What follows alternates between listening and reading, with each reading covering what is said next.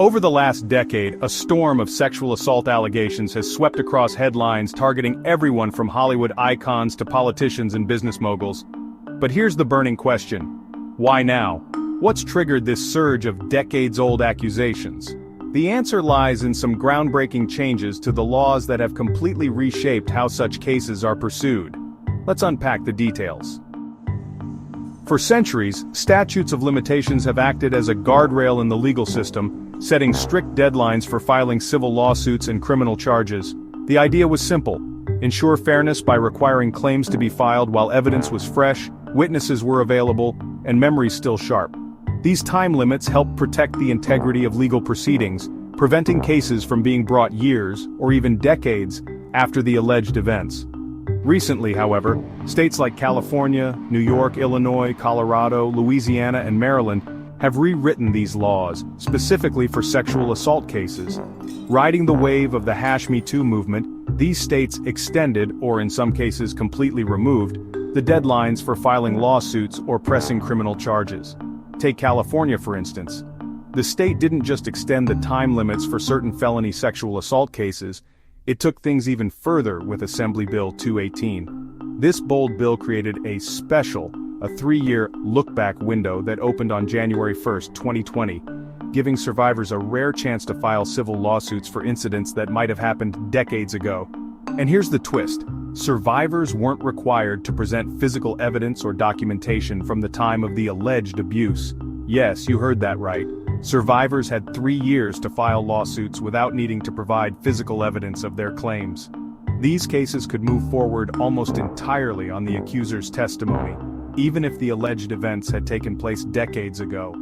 When the clock struck midnight on December 31, 2022, the window slammed shut and the opportunity was gone.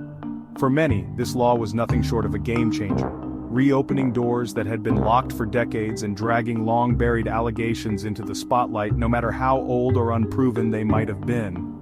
One of the most high-profile cases brought under AB 218 involved Bill Cosby.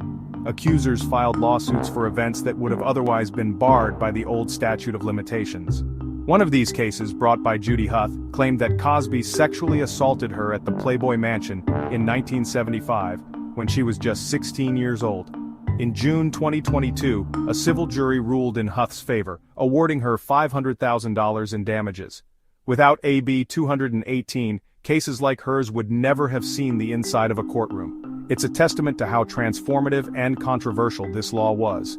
New York quickly followed suit with its Adult Survivors Act, ASA, in November 2022, opening a 1-year window. Unlike California's focus on childhood abuse, the ASA targeted survivors of all ages. It was under this act that E. Jean Carroll filed her lawsuit against Donald Trump, alleging a sexual assault from the 1990s, again, without any physical evidence. The ASA gave Carroll, and others like her, a chance to bring forward claims that had long been blocked by New York's previous statutes of limitations. These laws didn't just impact individual cases, they've shaken entire institutions. During California's AB 218 window, the Archdiocese of Los Angeles faced over 1,300 lawsuits, ultimately agreeing to an $880 million settlement in 2024. Critics argue that such laws disproportionately target wealthy individuals and organizations, raising questions about their true purpose.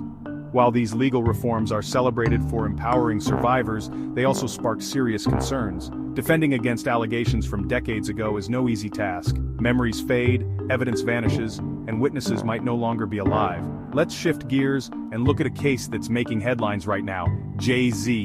Unlike many others, he's not settling, staying silent, or backing down. Instead, Jayz's demanding his accuser reveal her identity and calling the lawsuit part of a sprawling extortion saga. And is he right? Could these allegations actually be part of a massive extortion scheme? Think about it. How many of these cases end quietly with big payouts and no admission of guilt? Why? To avoid the legal fight? Or the public spectacle that destroys reputations before the truth comes out? Jayz's stand forces us to ask, how many demands were paid out just to about make the headlines and the problem disappear? The truth is, look-back laws, meant to give survivors a voice, have also created a system where anyone without solid evidence can make a claim. When money takes center stage, it's hard not to wonder if these laws are being misused, even as tools for revenge or wealth transfer instead of finding truth. If Jayz is right, where does this stop? His stand could set a precedent, challenging how these cases are handled, and making us rethink the true purpose of these laws. Are they about justice or something else? The stakes are high, not just for those accused, but for the integrity of the justice system itself. This isn't just about the high-profile defendants. The broader implications touch everyone. What happens when decades-old accusations target teachers, coaches, neighbors, or even you? And where do we draw the line between justice for survivors and safeguarding against the risks of false claims? Just imagine for a moment getting hit with a lawsuit from someone who was at the same party as you 20 years ago, accusing you of sexual assault, a party you barely even remember.